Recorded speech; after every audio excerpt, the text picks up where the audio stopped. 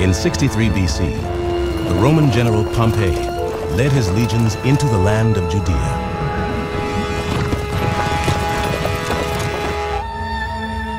For 100 years, Judea had been an independent nation, and many Jews believed that as the chosen people of the one true God, they would remain free forever. But it soon became clear that the world's greatest empire could not be resisted. The triumph of the Romans produced a crisis of faith among the Jews. For some, the only explanation was that the final battle between good and evil, the end of days, was at hand.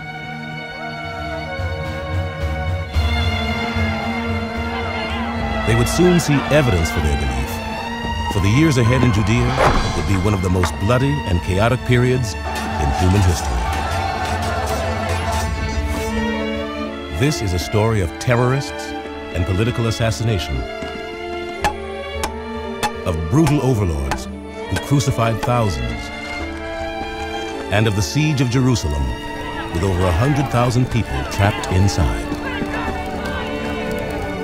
But it is also the story of how, amid the chaos, two new religions began to flower. Religions that would change mankind's ideas about justice, mercy, and God.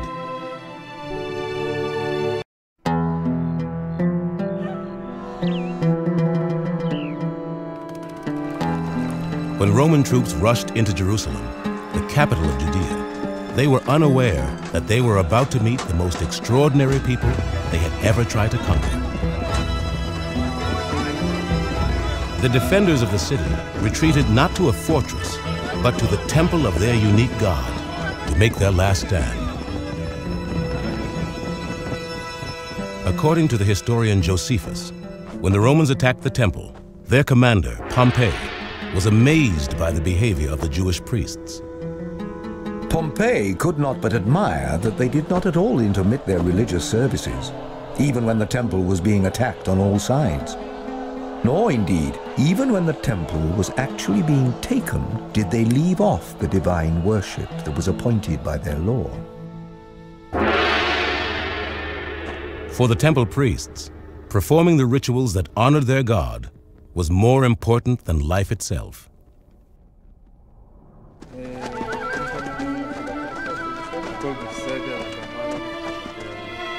For centuries, reports that the Jews believed there was only one God in the universe had fascinated the other peoples of the ancient world. And the Jews' temple in Jerusalem was famous far and wide for the amazing rituals the priests performed to worship their God. The Roman general Pompey was among those who was intrigued by the Jews' unusual religion. He was particularly curious to see what their mysterious God looked like. According to Josephus, as soon as the Roman general gained control of the city, he went inside the temple in search of its most sacred sanctum, the Holy of Holies, where the God of the Jews was reputed to live. There was nothing that affected the nation in all the calamities that they were under, as that their holy place, which had hitherto been seen by none, should be laid open to strangers. For Pompey went whither it was not lawful any to enter, but the high priest himself.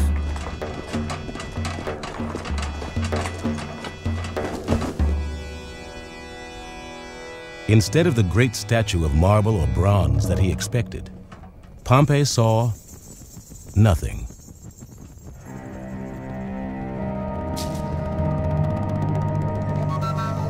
According to the Jews, their God was so great that he could not be captured by an idol or any other man-made image. He was without form, timeless, and present everywhere.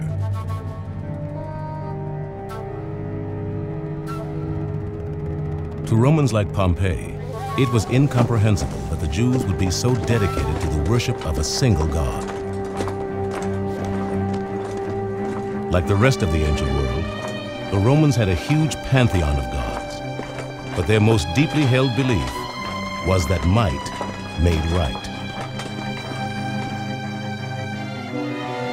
That conviction had won the Romans control of an enormous empire.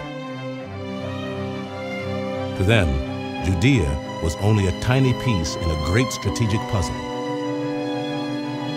They needed to conquer Judea in order to gain easy access to Egypt.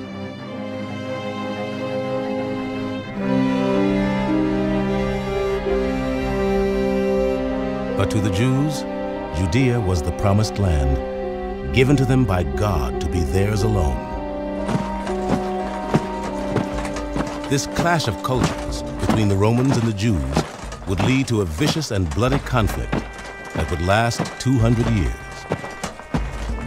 Even worse for the Jewish people, it was a conflict that would pit Jew against Jew as never before. The Romans come into power, and it stimulates an immediate debate among the Jews about whether to revolt against them or not to revolt. And effectively, from the very beginning, there were Jewish groups that basically wanted to revolt, and others which cautioned and said, well, we really don't need to go so far. So what happens is that these groups are vying with one another constantly in the period of Roman rule.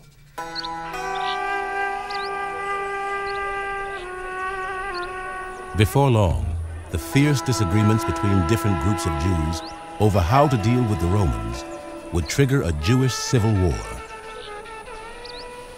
The physical violence between the different factions grew from the depths of their spiritual conflict.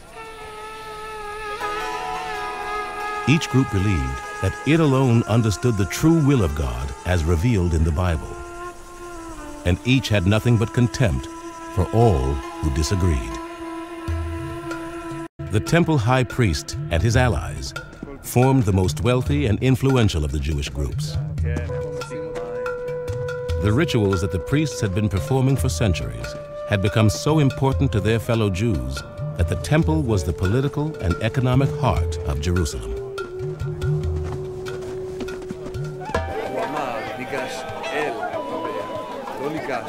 Each year, hundreds of thousands of Jewish pilgrims flooded the city's markets to buy sheep, wheat, wine, and oil to bring as offerings to the temple.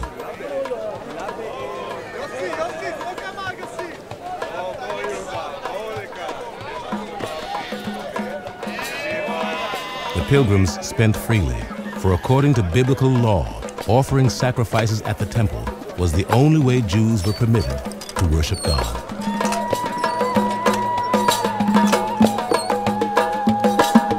Once inside the temple, the pilgrims turned their offerings over to the priests, for they were the only ones allowed to mediate between God and mankind.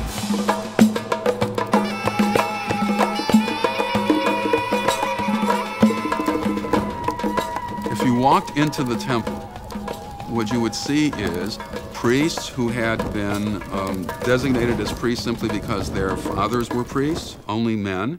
You would also see Levites, that is, people whose fathers were Levites who were assisting these priests. There would be animal sacrifices, there would be blood, there would be guts, there would be all of the unpleasant smells of animals being slaughtered, and you would have a real sense of life and death there. For the high priest and his allies, temple rituals like Passover were not only a spiritual outlet, but were the source of great wealth and power. So long as the Romans did not interfere with the temple, they were willing to help the Romans rule Jerusalem. But there were other Jews who believed that the high priest was a traitor.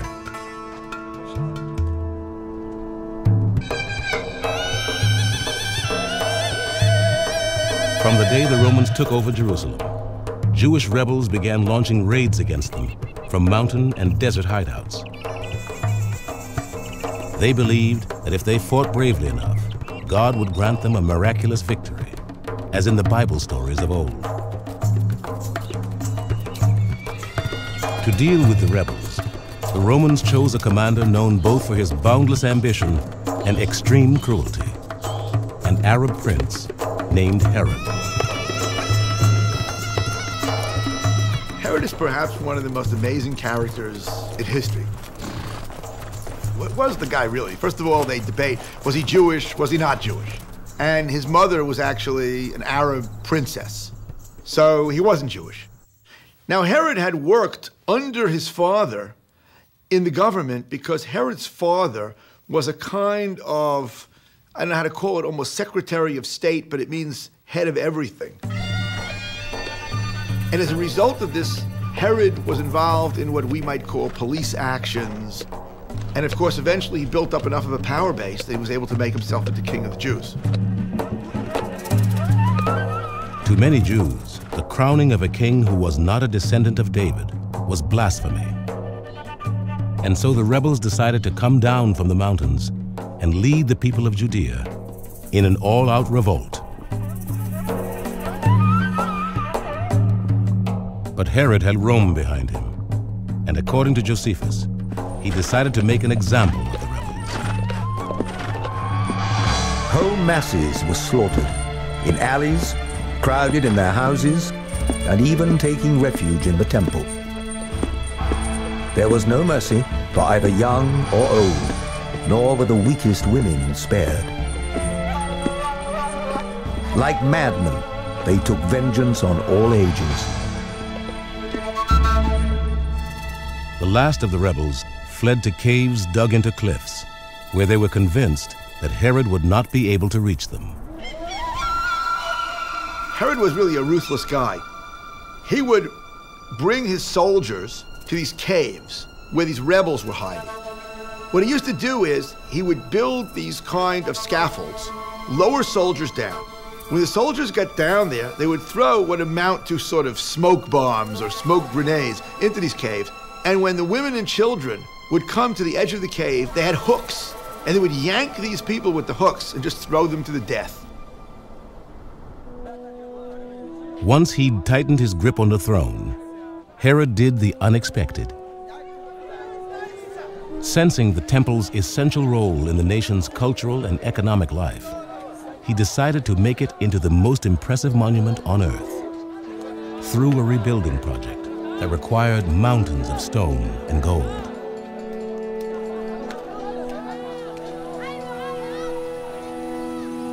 The temple in Jerusalem, first of all, was one of the great wonders of the world. Tourists came to see it. Maybe for our taste it was a little bit glitzy, but it was golden, it shimmered. People thought it was one of the most beautiful places on earth. Gentiles came to bring sacrifices, to offer gifts, because they thought that it was a place with power, that it represented something to them, God's seat on earth. And for the Jewish people, of course, it was quite literally that. It was God enthroned on earth in a place. But no temple beautification plan could make the Jewish rebels accept Herod as king of the Jews. The rebels continued to fight, and Herod continued to kill them. The endless violence was no surprise to another group of Jews who believed that God did not want them to fight the Romans. He wanted them to prepare for the end of days.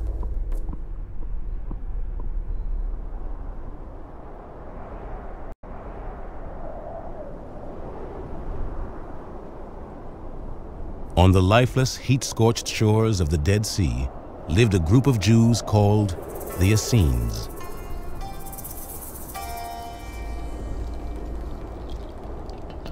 The Essenes had withdrawn from civilization into an apocalyptic landscape that reminded them at every moment that the end was near.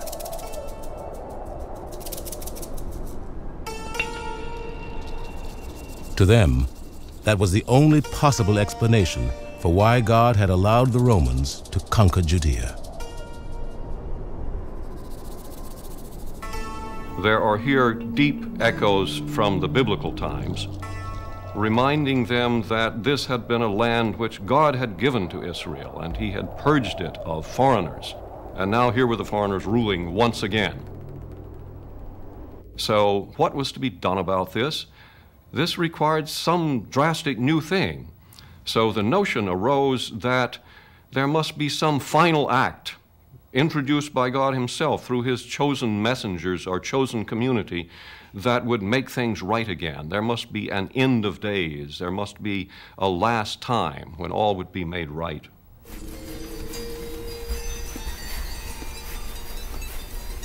The Essenes followed the cleanliness rituals of the priesthood and rejected both sex and personal possessions. They were determined to live as perfectly as humanly possible until the end came. There are about 4,000 men who live in this way and never marry wives. They teach the immortality of souls and esteem that the rewards of righteousness are to be earnestly striven for. The Essenes spent much of their time making new copies of the books of the Hebrew Bible and other sacred texts, so that their eternal wisdom would survive the final battle between good and evil. They were especially drawn to the book of Daniel, which spoke of the reward that the righteous would receive after the end of days. It will be a time of trouble, the like of which has never been since the nation came into being.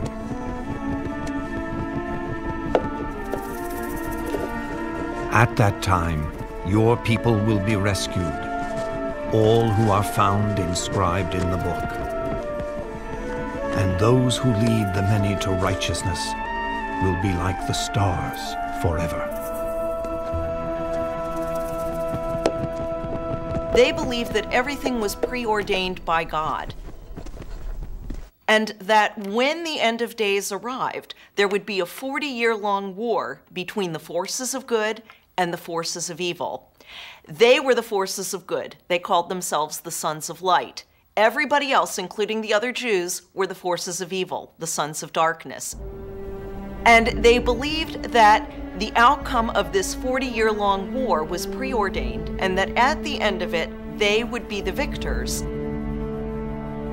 The Essenes stored their writings in caves they found in the cliffs above the Dead Sea. It was a plan that showed remarkable foresight, for two of their premonitions would come true. A time of trouble more terrible than any the nation had seen was coming. And their Dead Sea Scrolls would survive it.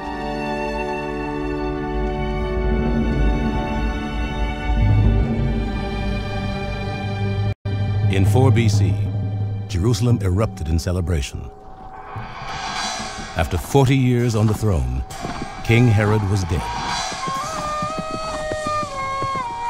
Now, all of those determined to throw off Roman rule saw their chance. More and more armed groups began roaming the countryside, attacking isolated Roman garrisons and looting the caravans of merchants bound for Egypt.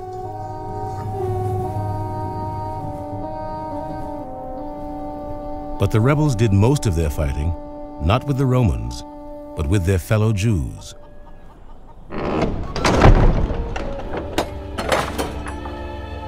For nothing enraged the rebels more than a Jew who had abandoned Jewish traditions for Roman ones.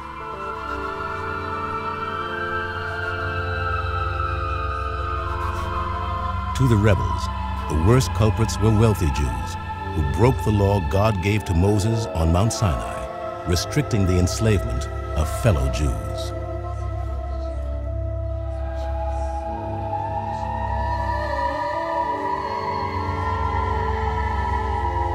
The mistreated slaves offered the rebels a perfect opportunity to add to their ranks.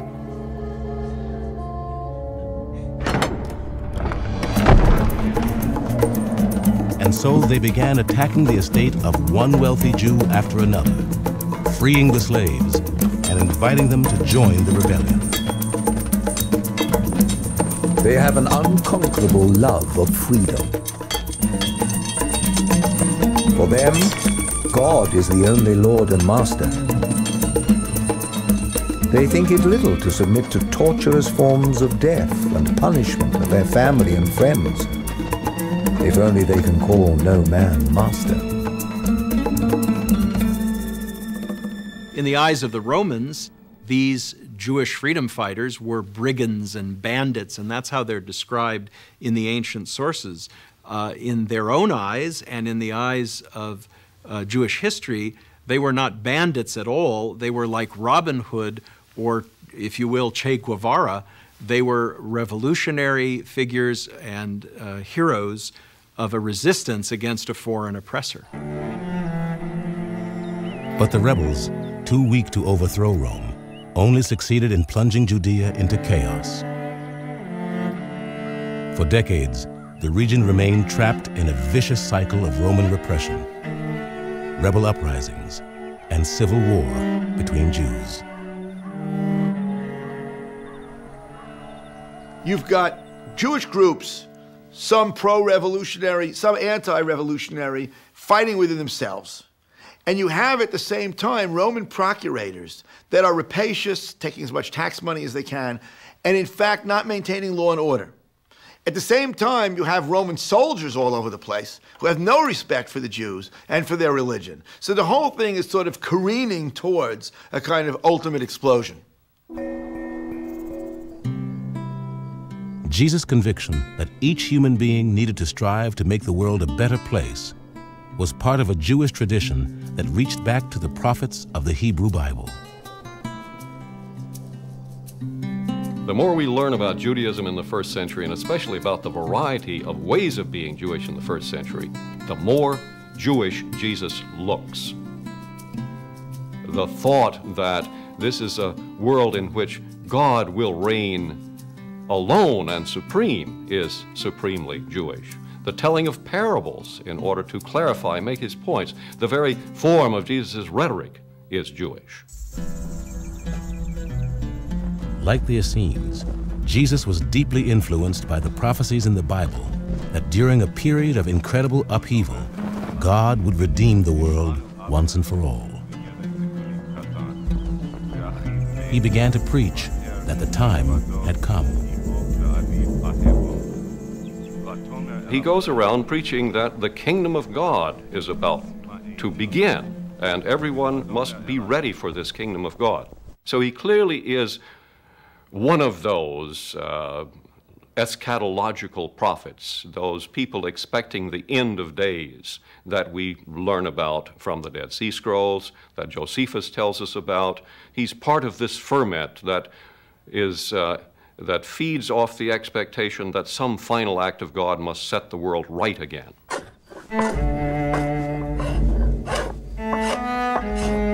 With the countryside in turmoil, and talk everywhere of messiahs who would lead the Jewish people to freedom, the Roman authorities were constantly arresting and crucifying those considered troublemakers. In 33 AD, Jesus of Nazareth was one of those singled out and crucified.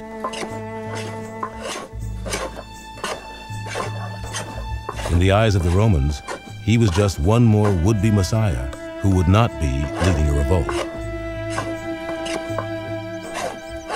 But Jesus' followers among the Jews believed that the kingdom of which he was speaking was not of this world, but the next.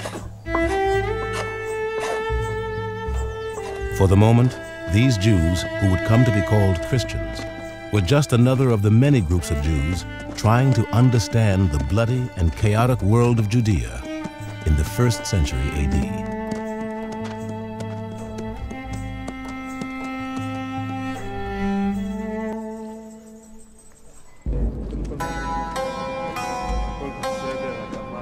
According to Josephus, in 52 AD, after years in which rebel attacks on the Romans and their Jewish collaborators were limited to the countryside, everything changed. A new band of rebels arose who were determined to carry the fight to Jerusalem. There sprang up another group, which were called the Sicarii, who murdered men in the daytime and in the heart of the city. To the Sicarii, anyone who wasn't fighting the Romans was a collaborator and worthy of death. They were called the Sicarii for the long, thin daggers they used in their attacks. The Sicarii's first victim was the most prominent Jew in Jerusalem, the high priest of the temple. Then they embarked on a wave of assassinations, killing wealthy merchants throughout the city. Many were slain every day, and the fear men were in was worse than the calamity itself. For everybody expected death every hour, as men do in war. The willingness of the Sicarii and their fellow rebels to use murder to achieve their ends won them a name that would be given forever after to extremists. They were called zealots. The Zealots were one of several factions of freedom fighters who took up arms against Roman occupation and authority. One faction among them, the so-called Sicarii, literally invented the art of political assassination and terror by adopting the practice of slipping into a crowd, standing next to a Jew who was assumed to be a collaborator with the Romans, stabbing him secretly, and then raising a cry of alarm. In the panicked crowd, the assassin would slip away, and the bloody corpse would be left behind as a reminder to any other Jew who was ready to collaborate with Rome that death was the price of collaboration.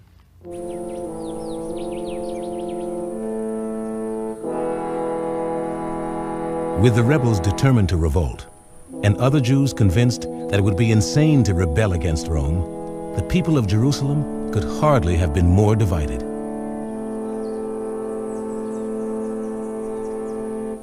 Then the Roman governor did the only thing that could possibly unite them. He ordered an attack on the temple. In 67 AD, Roman soldiers burst through the gates of Herod's temple, bent on plundering it.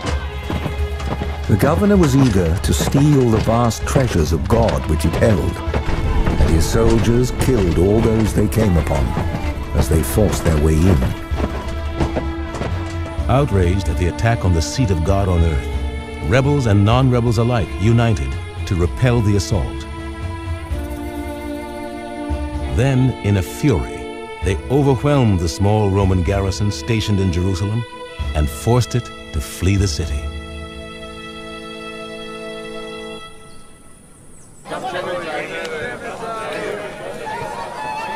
With Jerusalem suddenly free of Romans, many in the city were seized by a giddy euphoria.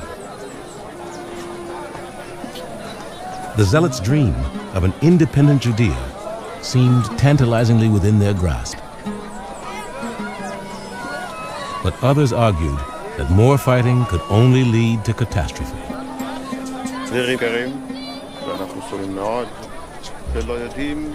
A follower of Hillel named Yohanan ben Zakkai was one of the most passionate voices for peace.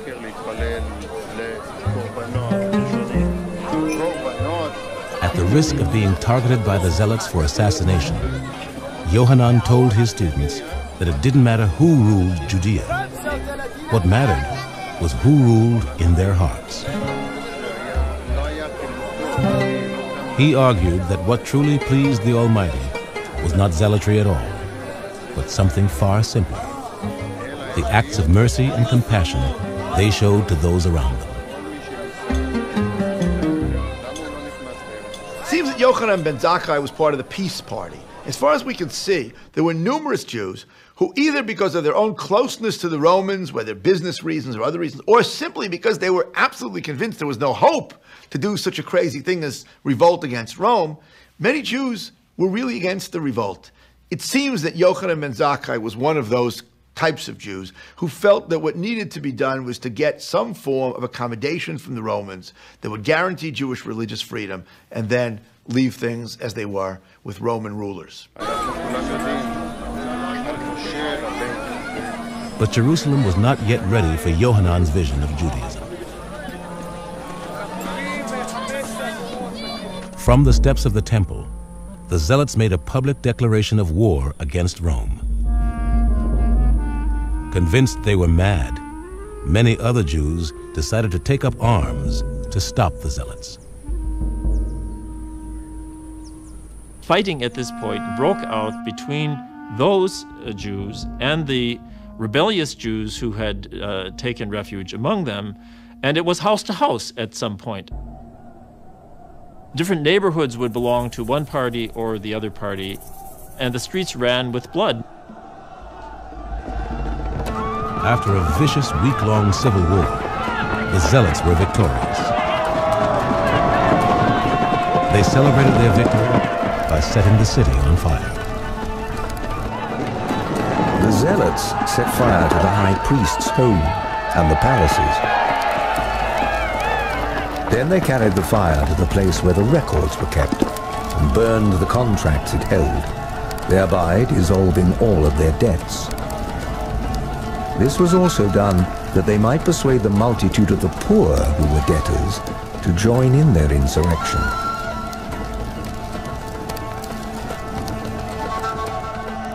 News of the Zealots' uprising against Rome soon reached the nearby city of Caesarea. Outraged, Romans and Syrians in Caesarea massacred thousands of their Jewish neighbors.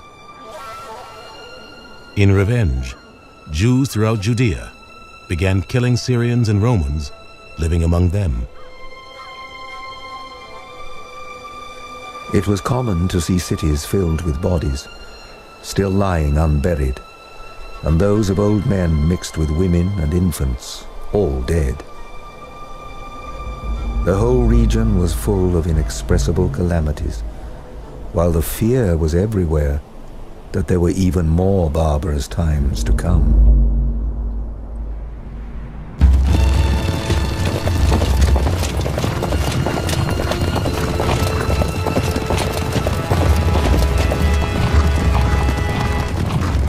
The Romans were determined to crush the rebellion before it inspired others in their far-flung empire to challenge their rule. They dispatched their greatest general, Vespasian, into Judea to lead an army of over 60,000 men. Vespasian marched to the city of Gadara and quickly took it, for he found it destitute of any men fit for war. He then killed all the children, the Romans having no mercy on any age whatever, and this was done out of the hatred they bore the rebels. As news of Vespasian's atrocities swept through Judea, Jews throughout the region began fleeing before his army toward Jerusalem. When the Roman army finally reached the city, Josephus estimated that more than 100,000 people were trapped inside its walls.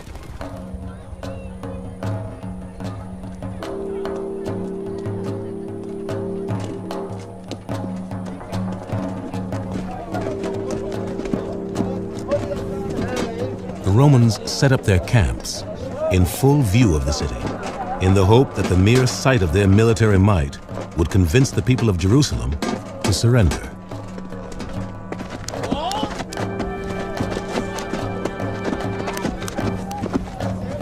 Their force was composed of 3 battle-hardened legions drawn from garrisons in Rome, Egypt, and Syria. They were armed with catapults, battering rams, siege engines, the fearsome weapons of war that had helped them conquer the world from England to Persia.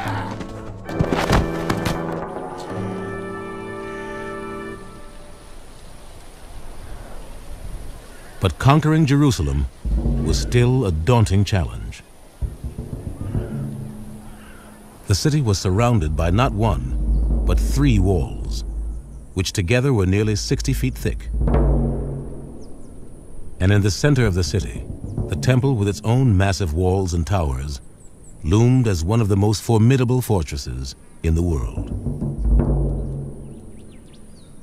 But behind those walls, there was chaos. The city of Jerusalem during the revolt was, of course, under complete siege.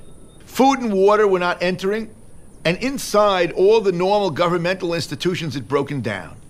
They were maintaining temple sacrifice, But outside of the temple, there were all of these rebel armies. Actually, we know there were about 6 that were controlling different quarters of the city and whose commanders were fighting over what to do. So you had really anarchy and fear and, as Josephus describes it, tremendous starvation. Inside the city, the catastrophe foretold by Yohanan ben Zakkai was coming to pass. The Zealots had begun fighting among themselves for control of Jerusalem. When one band of Zealots broke into the territory of another, they would inflict the worst damage they could think of, burning their rivals' food supply. They set on fire those houses that were full of grain and all the other provisions.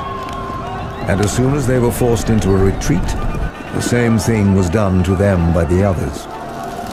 Accordingly, it came to pass that almost all the grain in the city was burned, which would have been sufficient to survive a siege of many years.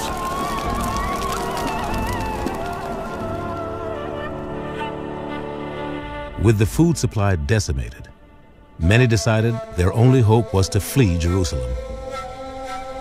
But the Zealots believed God wanted the entire nation to confront the Romans as one. They issued an edict that anyone who tried to leave would be considered a traitor and executed. It's in many ways like the militarists within any society in our own time, those that are following a military mode in terms of the Islamic Jihad or in terms of those that we saw in Bosnia. In other words, those that decide that the only way to work is through military means. And that was a scary time for all Jews in Jerusalem at that time because most of them were not zealots. As the siege wore on, the situation inside Jerusalem grew more and more desperate. Of those who perished by famine, the number was great, and the miseries they underwent were unspeakable. For if so much as the shadow of any kind of food did anywhere appear, a war began, and the dearest friends fell to fighting one with another about it. Soon, many people became so desperate that they were willing to risk death at the hands of the Zealots. And so, they would creep out little-known doorways and gates to the city and gather weeds to eat.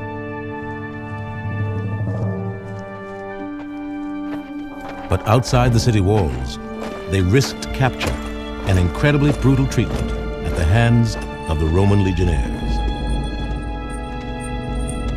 The Nazi Holocaust of the 20th century has seemed to be an endless stream of ghastly stories, fiendish stories of cruelty that seems to defy the human imagination.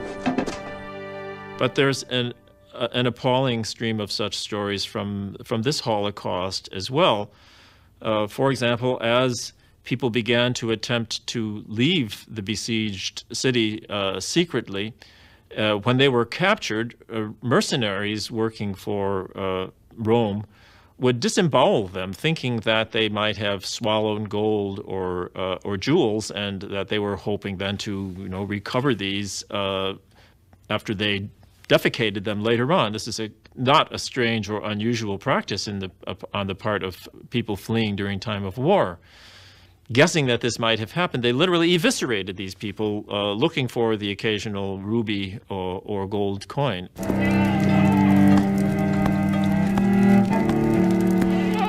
The Romans also took many of the men, women, and children they captured and crucified them. At the time of the siege of Jerusalem, thousands were crucified. The historian Josephus says that the hills around the city were deforested. So many trees were chopped down to make crosses on which to crucify Jews. Josephus also describes what I would call terror crucifixions. The city was still under siege, still holding out against the Romans, but crosses were erected on the hillsides around it so that the people inside could see what awaited them if they continued their resistance.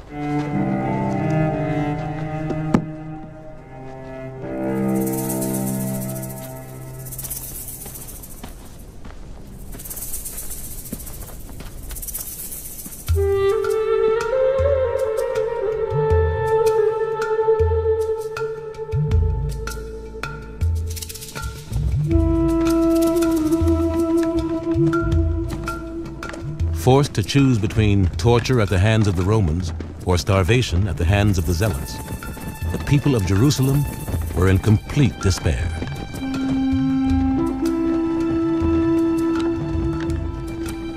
A deep silence and a kind of deadly night seized upon the city. Those that were distressed by the famine were desirous to die, and those already dead were thought happy. It was the last chance for anyone hoping to escape alive. And yet, it was only the decaying bodies of the dead that the Zealots would allow to leave. Then, late one night, a procession approached a city gate. It was a group of students carrying the body of Yohanan ben Zakkai, who had advocated peace instead of war. According to the Jewish book of tradition and law, the Talmud, the Zealots were suspicious. Some of the guards asked, "Who is this?" The disciples answered, "A dead body. Don't you know that dead bodies may not be kept in Jerusalem overnight?" Then one of the Zealots decided to drive a dagger through the body. But one of the disciples restrained him by saying, "Do you want to be remembered as the man who pierced the body of the Master?" So they opened the gate for the bier, and it left the city. The students' trick had worked. Outside the gate, Yohanan sprang up alive from the bier, on which he had been surrounded by rotting meat. Then he hurried away from Jerusalem. Yohanan was convinced the starving rebels could no longer defend the city or the temple. And he had decided that the very survival of Judaism was on his shoulders.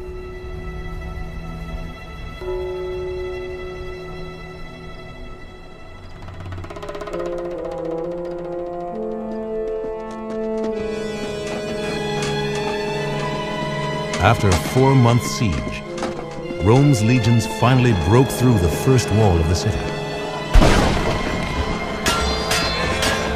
The Zealots rushed to meet them and fought with tremendous bravery. But they could not prevent the Romans from fighting their way to the heart of the city, the temple. The Romans proceeded as far as the Holy House itself. Then one of them set fire to it. Now the Jews suffered nothing to restrain their force, nor tried to save their lives, since their holy house was perishing.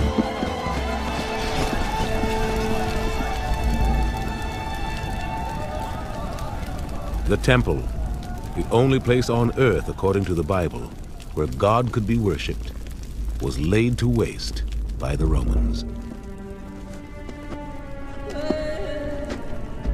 As for a great part of the people, they were weak and without arms, and had their throats cut wherever they were caught. In the temple around the altar lay dead bodies heaped one upon another, and at the steps going up to it ran a great quantity of their blood. In the history of the world, no nation has ever suffered such a calamity. The destruction of the temple in the year 70 was the greatest catastrophe and trauma to happen to the Jewish people I would argue, until our own time in the Holocaust. It was the center of the economic life of the Jewish people, as if the Federal Reserve was housed in the temple. It was the center of the judicial life. The Supreme Court was housed in the temple. It was the center of the religious life, as if the high priest was the chief rabbi, centered in that building. And in a matter of hours, it was gone.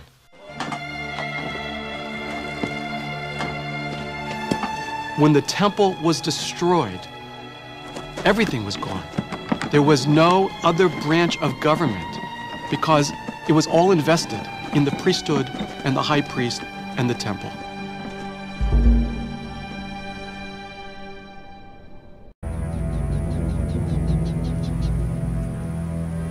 When the Romans laid waste to the temple, they destroyed far more than a building.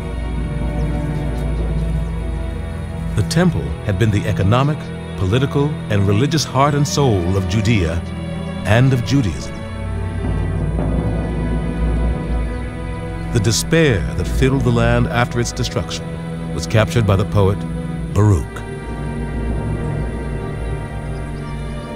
Blessed is he who was not born, or he who, having been born, has died. But as for us who live, woe unto us, because we see the afflictions of Zion and what has befallen Jerusalem. Do thou, O sun, withhold the light of thy rays? And do thou, O moon, extinguish the multitude of thy light? For why should light rise again where the light of Zion is darkened? Jews looking at the destroyed temple must have felt terribly, terribly depressed that their entire ability to worship God, to connect with God, had just been so severely compromised. They had been totally defeated by the Romans, many of them led off into captivity, and this was really a period of tremendous mourning and the need to begin somehow to deal with this terrible destruction.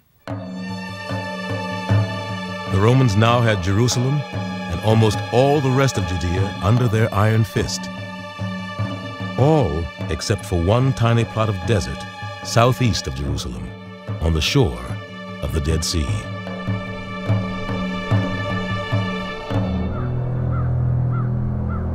At Masada, a fortress built by King Herod, atop a butte overlooking the sea, one rebel group was still holding out against Rome. They were the Sicarii, who were named after the long, thin daggers they carried. At the beginning of the rebellion, they had taken the fortress in a surprise attack.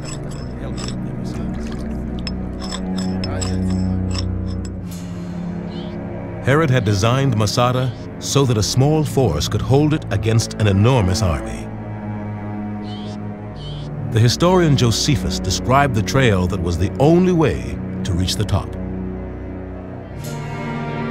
This trail was called the snake, as resembling that animal in its narrowness and its windings.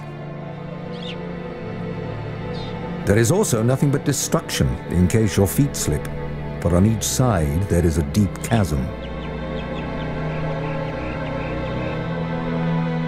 Because the snake was so narrow, a handful of Sicarii had for years been able to beat back every attack by Rome's legions. But then the Romans began to build a ramp that would enable them to reach the top of Masada.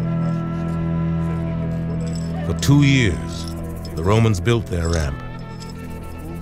And for 2 years, the Sicarii waited. On the day before the ramp was completed, the leader of the Sicarii, Eleazar ben Yair, told his men they faced an awful choice. If they surrendered, the Romans would crucify them as an example to the would-be rebels throughout their empire. Or they could die fighting and leave their wives and children to rape and slavery.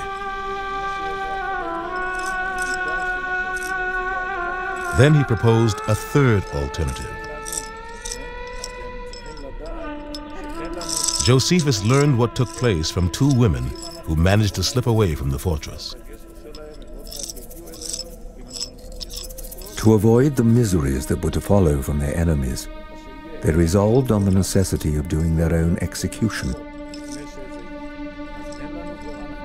Miserable men indeed were they whose distress forced them to slay their own wives and children with their own hands.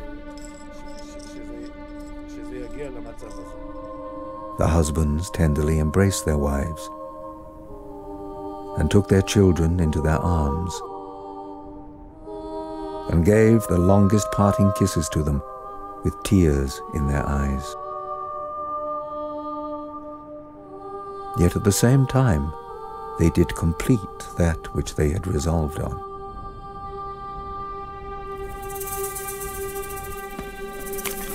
Not able to bear the grief they were under for what they had done, and esteeming it an injury to those they had killed to live even the shortest piece of time after them, they then chose 10 men by lot to slay all the rest.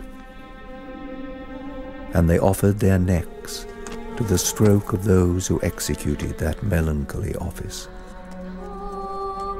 And when these 10 men had without fear killed them all, they made the same rule for casting lots for themselves, that he whose lot it was should first kill the other 9, and after all should kill himself.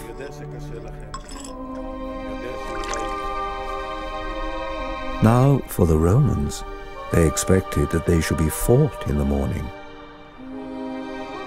But when they made their assault upon the fortress, they saw no enemy, but a terrible solitude on every side. It is here that that tradition of self-imposed martyrdom reaches its most poignant expression. And that is the very eloquent, if heartrending, statement that when I can no longer choose whether or not to die, I can still choose how to die. And that's what inspired the martyrs at Masada to take their own lives rather than to submit to slavery and death under Rome. In just a few years, most of the groups that had dominated Judea and Judaism for centuries had vanished. The Sicarii and their fellow rebels were all dead. The authors of the Dead Sea Scrolls, the Essenes, had also been butchered by the Romans. And with no temple, the priesthood had become meaningless.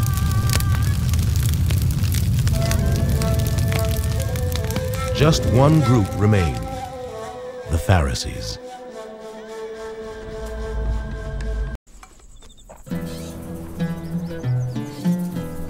During the 60 years after the fall of the temple, the Romans and their Jewish subjects lived in an uneasy truce. Many Jews moved to the fertile area around the Sea of Galilee to try and rebuild their lives. But there were some for whom the rebuilding only brought on painful memories of the building they longed to reconstruct most, the temple. In 130 AD, anger at the Roman Emperor Hadrian for refusing to allow the rebuilding of the temple reached the boiling point. Rumors of a new revolt began to spread. Many Jews continued to consider Roman presence in the land of Israel to be illegitimate. This was the evil empire it had no business being. Clearly, however, there must have been immediate stimuli to this war, and we're not sure what they were. According to the Roman historian Cassius Dio, it was Hadrian's attempt at building a pagan city in Jerusalem to be called Aelia Capitolina that threw, as it were, the Jews over the edge and into the abyss of military uprising. Another Roman source claims that it was an attempt by Hadrian to prohibit circumcision of Jewish children. We cannot know, but that would have been, at the very most, it would have been the final push into what must have been a popular resentment of Rome that needed some sort of stimulation.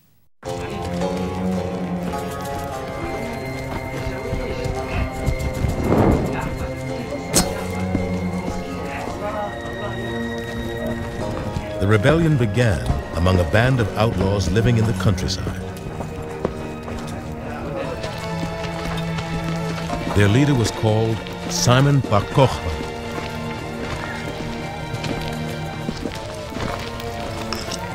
The Romans had long considered Bar Kokhba merely a thief. But to many of his fellow Jews, he was another in a long line of freedom fighters who had refused to accept Roman rule. Bar Kokhba was a Jew like the Zealots, like the defenders of Masada, who was willing to take up arms against Roman occupation and was willing to fight for Jewish sovereignty and, in fact, for a limited period of time, achieved sovereignty. We can hold in our hands the coinage that Bar Kokhba issued in his own kingdom, the last kingdom of Jewish sovereignty for another 2,000 years.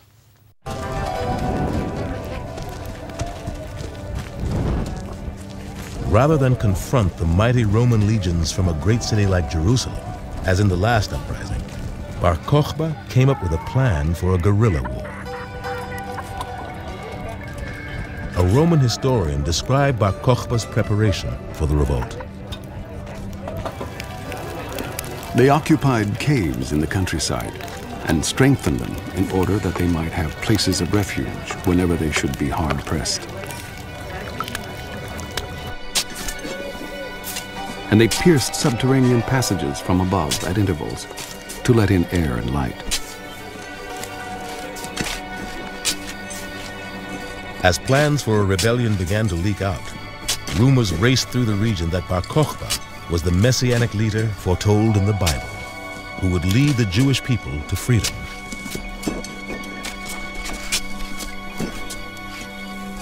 His name meant star, and he claimed to be a luminary who had come down to them from heaven and was magically enlightening those who were in misery.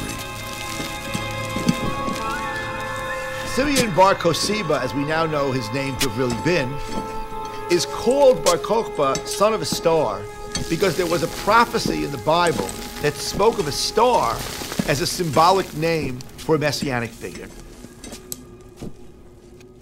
Now this fellow Bar Kokhba was a tremendous military leader who between 132 to 5 almost kicked the Romans out of Judea, and in fact caused many, many Roman soldiers to be killed in the prolonged battles of the revolt that he had brought into being. But the key point to realize is that the Bar Kokhba revolt was a messianic revolt in which people entered into the revolt believing firmly that the Messiah would come if they would be victorious. Bar Kokhba's charismatic leadership appealed to not just peasants and craftsmen, but also scholars and sages. Their fervor was stoked by certain prophecies in the Bible, which they believed said this was the precise moment in history God had chosen for the temple to be rebuilt. Just as the first temple at one point lay in ruins and was rebuilt, so too will the second temple. And they were, in their minds, God's agents. They were going to defeat the Romans. And the third temple was going to descend from the sky like a prefab, completely built right on that same spot. And that was, in a sense, its messianic mission, that they were doing God's will to throw off the evil empire. That's what God wanted. In 132 AD, the most prominent rabbi in Judea publicly declared that Bar Kokhba was indeed the Messiah. The ranks of the rebels swelled even more.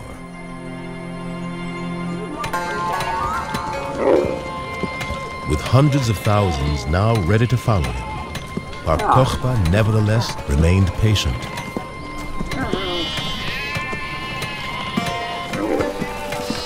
In order to lull Hadrian and his legions into a false sense of security, he counseled his followers to pretend to be happy and peaceful.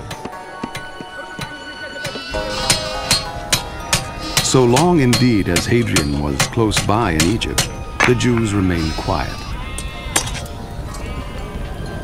Except that they made the weapons which the Romans demanded of them as tribute of such poor quality that the Romans rejected them. By this ruse, they were able to have use of these weapons themselves.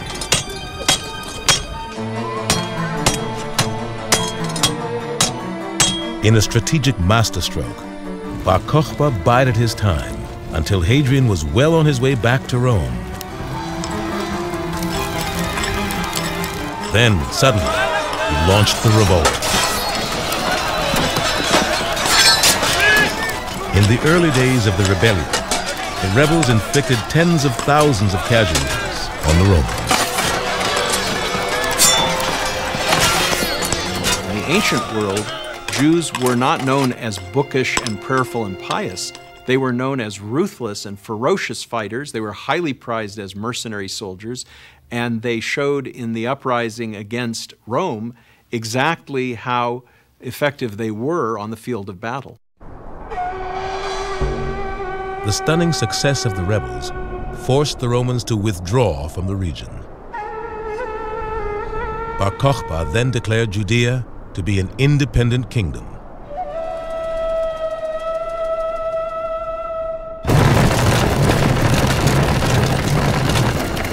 But the Romans were merely waiting to counterattack until they had assembled one of the greatest armies in their history. They had sent 3 legions against Jerusalem in the rebellion 60 years earlier. Now they sent 13. Hadrian sent against the Jews his best general, Julius Severus, who was dispatched from Britain. Hadrian ordered him to put to the sword all who stood in their paths. Rome responds to Bar Kokhba by throwing masses of its military force into the fray. Legions would be brought in not only from Judea, from Egypt, from the surrounding countries, but as far as across the Danube River. A commander would be brought in from Britain. There was absolutely no way that Hadrian could allow even partial success to this uprising.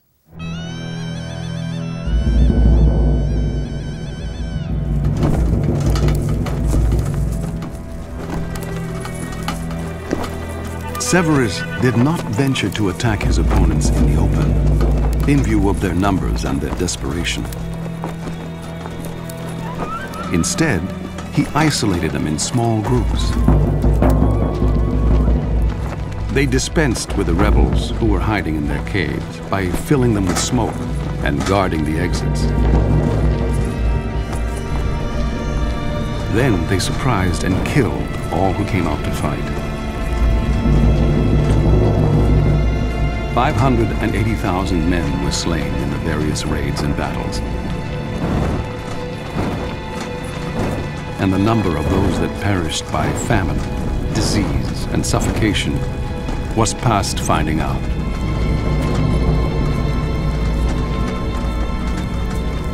With the rebellion crushed, the people of Judea faced even worse retribution from the Romans than after the uprising 60 years earlier. For the Romans now set themselves the goal of wiping the Jews from Judea.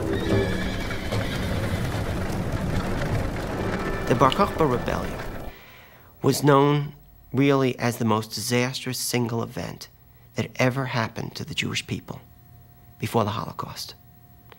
In fact, when we look at the 3 literary accounts, we find that they all agree. Nearly 600,000 Jews were killed. Over 900 Jewish villages were destroyed. And for one small moment in Jewish history, again, it looked like Jewish history might have been over.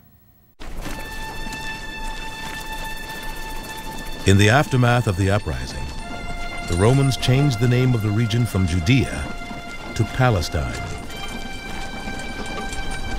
Then they banned all Jews from Jerusalem. The emperor then commanded by legal decree that the whole nation of the Jews should be forcibly removed from the district round Jerusalem, so that not even from a distance could they see their ancestral home. Thus the city came to be bereft of the nation of the Jews, and in honor of the emperor Aelius Hadrian, the name of the city became Aelia.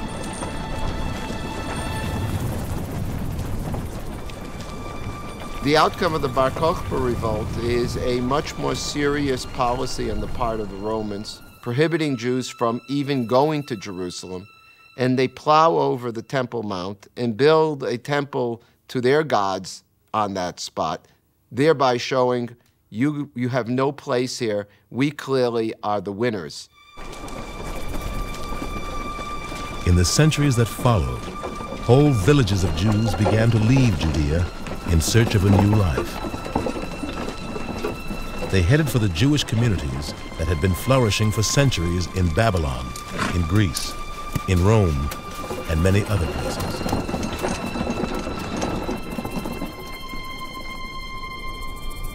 But in their new homes, they would soon face a challenge to their survival every bit as daunting as the Romans. There's nothing like a voice from heaven to clarify ambiguity. And in the confusing political situation Constantine finds himself in, he and the bishops who are working with him clear up some of the political ambiguity by beginning to talk about voices from heaven or signs from heaven, which at crucial moments in Constantine's political career have indicated who heaven wants to be emperor. For Jews throughout the empire, the new emperor's alliance with Christianity would prove disastrous. The bishops who allied themselves with Constantine were part of the one branch of Christianity that was hostile toward Jews. One edge of Gentile Christian culture itself becomes extremely anti-Jewish. And unfortunately, for later history, that particular edge of Gentile Christianity wins the patronage of the Roman Empire. The anti-Jewish Christian bishops became determined to stamp out the friendship that many Christians felt toward Judaism. Take John Chrysostom, one of the great preachers of the 4th century. He had trouble because people in his congregation thought that the festivals of the Jews were ever so much more interesting than the things that the church put on, and so they would trot off during the high holy days to visit the synagogues. This infuriated John, so he preached a series of 8 sermons against the Judaizers, in which he first, as far as I know, coined the term the Christ killers in order to label those people that he didn't want his congregation associating with. Obviously, this term then is going to have very fateful after effects in the history of Christian anti-Judaism.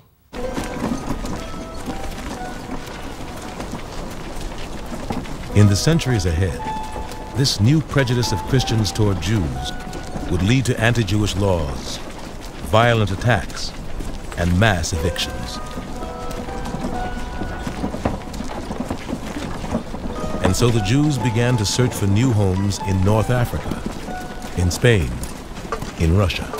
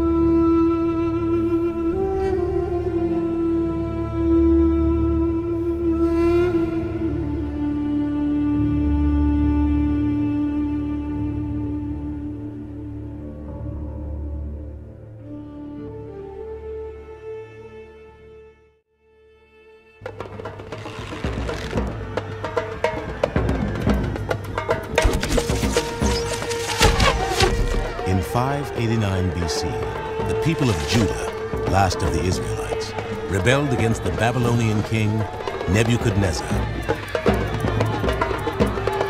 He responded by ordering his troops to lay waste to Jerusalem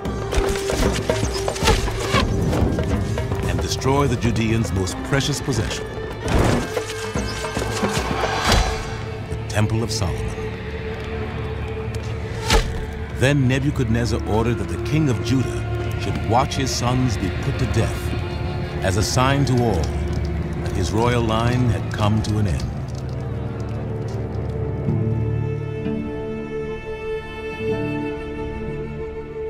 Afterward, the Babylonians led the people of Jerusalem into exile in Babylon.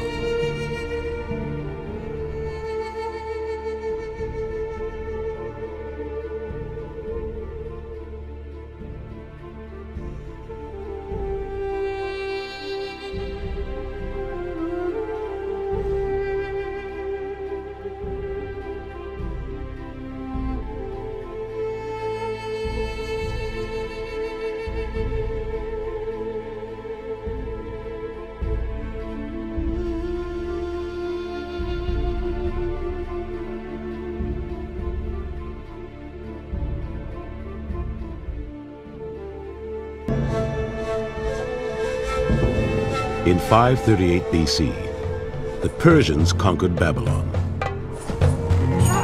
Then the Persian king freed all of the Babylonians' captives. One people he encouraged to return home were the Judeans.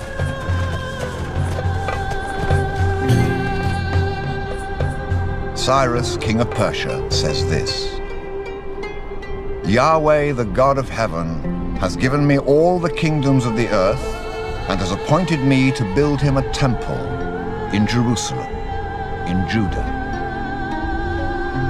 Whoever among you belongs to the full tally of his people, may his God be with him.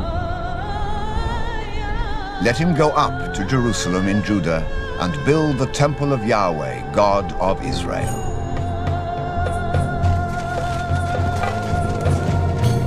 But returning to a land their grandparents had left decades before was a daunting challenge. And many Jews who had made successful lives for themselves remained in Babylon. It was the adventurous and the deeply religious who were drawn to Jerusalem to rebuild the temple.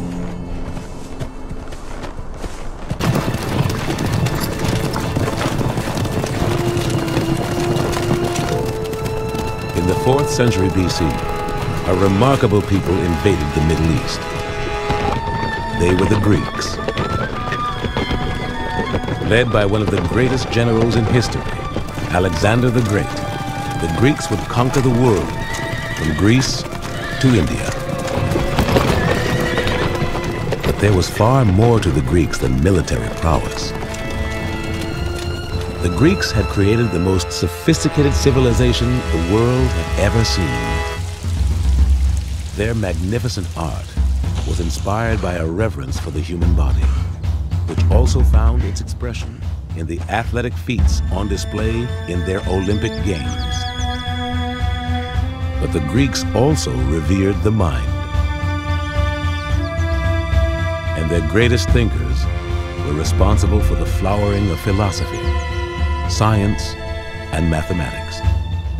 As a result, Hellenic architecture, politics, and economics were centuries ahead of the other peoples of the world.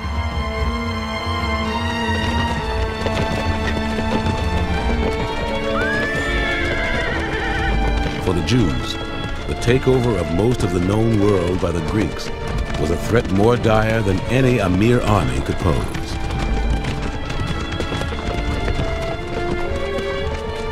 When the Greek world expanded ever eastward, ultimately the Jews of the land of Israel found themselves almost literally smack in the middle of the Hellenistic Empire.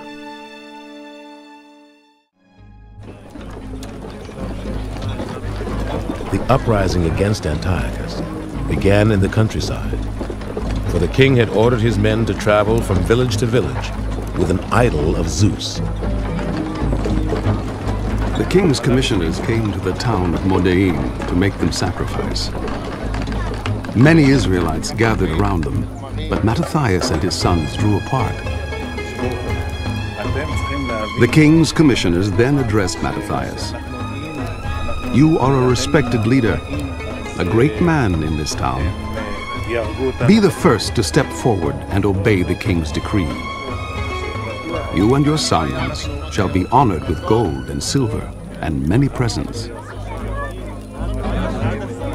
Raising his voice, Mattathias retorted, "Even if every nation living in the king's dominion obeys him, I, my sons, and my brothers will still follow the covenant of our ancestors." As he finished speaking, a Jew came forward in the sight of all to offer sacrifice on the altar. When Mattathias saw this, he was fired with zeal.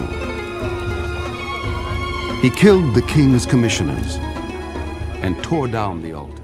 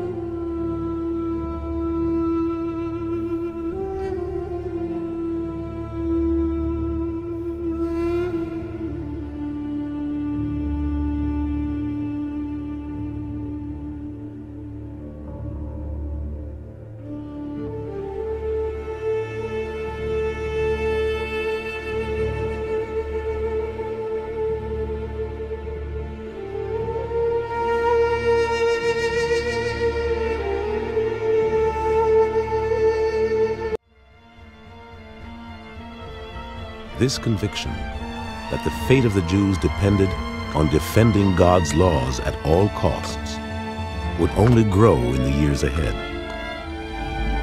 And it would set the stage for a true cataclysm when another great empire arrived in the Middle East,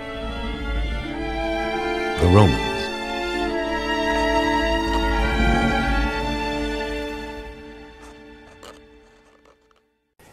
It's a dangerous position to be in. They are smack in the center. They're the hinge of the three great continents, the known continents of the time: Africa, Europe, Asia.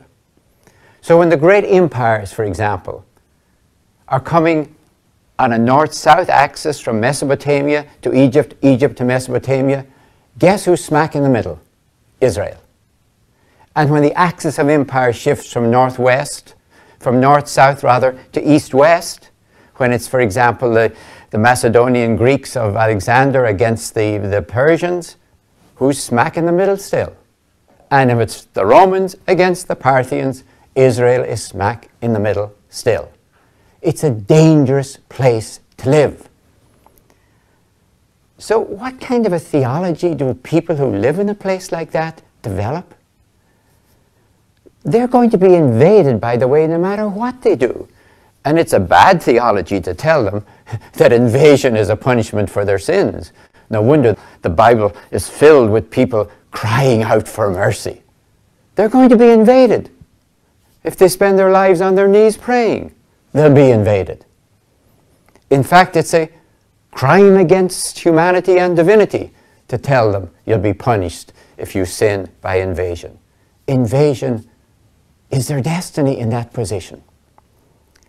You can see this most clearly. You can see it all in a nutshell in Daniel chapter 7.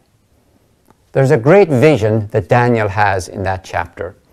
On the one hand, he sees the great empires the mighty empires they know, and they're not really like human beings.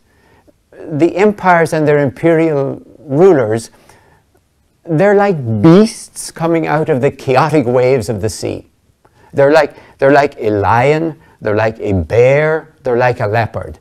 That takes care of the Babylonian Empire, the Median Empire, and the Persian Empire. They're not even human. They're chaotic, feral beasts. And when it comes to the Macedonian Empire, the great empire of Alexander the Great, the text stutters into... All it can say is, they're different. It says it 3 times. No beast is adequate to it.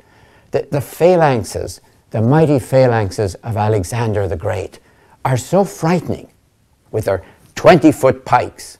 Imagine a 20-foot pike. You're holding it 5 feet from the end, and 15 feet are into the killing zone. 5 ranks in the killing zone. It's different is all they can say. So on the one side are all of these great empires. So think of empire. What's the alternative for Daniel 7? The scene is set in heaven. God actually passes judgments on all the empires. They're not even human. Instead of it, there's a mysterious alternative, also personified. It's personified in the somewhat chauvinistic language of the original text, like a son of man, which simply means like a human being, like a human being. It's the Semitic way of saying what we sometimes used to say as mankind when we meant humanity. It's not like a beast from the sea. It's like a human being from heaven. It's called the kingdom of God. So over against the kingdoms of earth and their ferocious bestiality, actually, is this truly human kingdom of God. Think of all those images you see. Think of the empires. Think of the Assyrians or the Babylonians or the Persians we talked about, or the mighty empire of Alexander. Empires are not getting nicer, kinder, gentler. They're getting more powerful. So the problem is getting worse. It's, when you look at Alexander, and they thought that was the worst thing they could ever imagine, the ferocious phalanxes of Alexander with the heavy infantry like the hammer and the heavy cavalry, the anvil, backwards and forwards are those 20-foot pikes. And then they got the Romans. It really is not that they're more brutal. It's simply they're much more efficient at what they do with their war and violence. So there's a sort of a pressure. When is this eschaton going to happen? When is this kingdom of God going to appear? If not now, why? If not now, when? Empires are getting stronger. Where is this alternative vision coming? So we bring in another word, apocalypse. Apocalypse, and the adjective apocalyptic. And again, scholarship has sort of mystified an ordinary concept beyond almost all human comprehension. Sometimes you think that's our main job in life, to make things more difficult. Apocalypse is a Greek word, again, that simply means revelation. So, apocalyptic eschatology. There's a mouthful for you. Apocalyptic eschatology means in the first century, if I am, let me say, apocalyptic eschatologist, I have a revelation. I'm claiming and telling you I have a special revelation about the great divine cleanup of the world. That's my claim. So apocalypse could mean any sort of a revelation in itself, but in the pressure cooker of the first century, with the Roman Empire taking over the world, as it were, apocalyptic eschatology meant I have a revelation about the great divine cleanup. And if you say, well, what's your revelation? It could be anything, on the one hand, but what your audience wanted to know is when. If you told them, oh, in 1,000 years God's going to clean up the world, you would be an ex-apocalyptic eschatologist by evening. Nobody cared. What they wanted to know, and be convinced by your arguments and by your revelation, it's going to happen now. It's going to happen in our lifetime. So in the 1st century, the Roman Empire had arrived in about, say, the 60s before the time of Jesus. It was certainly here to stay. The difference between Alexander's mighty empire was that it swept across the world from the Macedonian plains to the Hindu Kush, and then it kind of came apart when he died. The Romans kept what Rome got. Rome always went in one direction. It seldom, maybe on the fringes here and there, but it seldom went backward. So the Roman Empire was here to stay. Now where was God? Where was all this beautiful talk about eschatological kingdoms of God and a beautiful earth and no violence, no war, no oppression, no injustice? How could you believe that stuff? So an apocalyptic eschatologist had some way to persuade people that despite all the evidence in a way to the contrary, despite the overweening power of Rome, far greater than Alexander, despite all of that, now, within our own very lifetime, any day now, God was going to clean up the world. And they weren't big on descriptions of how. It was like, it's going to happen, God will overcome someday in our lifetime, and if you said how, it would be like a lightning flash of divine intervention. Could we do anything about it? Could we do anything about it? Well, we could pray for it. We could hope for it. We could believe in it. We couldn't really do it. This was going to be God's own divine intervention. God would do it all by God's own self. Just wait for it any day now.